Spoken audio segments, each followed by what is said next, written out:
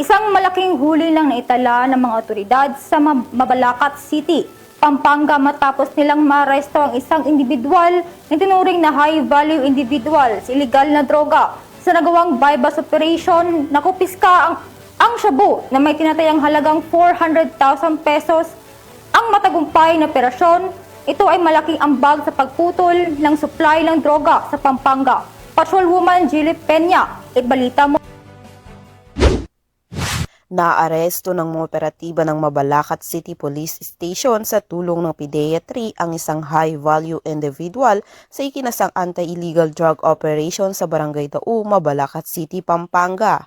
Kinilala ni Police Colonel Eugene M. Marcelo, Provincial Director ng Pampanga Police Provincial Office, ang suspect na si alias Tots, 22 anyos, construction worker at residente ng Balibago, Angeles City.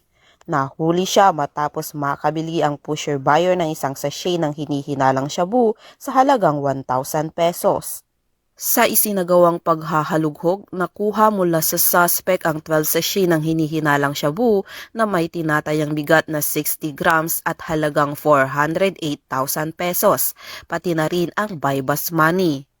Ang suspect ay kasalukuyang nasa kustodiya ng Mabalacat CPS at mahaharap sa kasong paglabag sa Section 5 at 11 ng RA 9165 o ang Comprehensive Dangerous Drugs Act of 2002.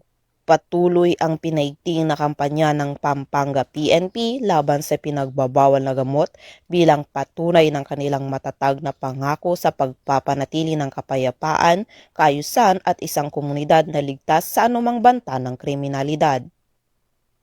Mula dito sa Police Regional Office 3, ako inyong PNN Correspondent, Patrolwoman Jilly Advincula Peña, alagad ng batas, tagataguyod ng Balitang Pulis.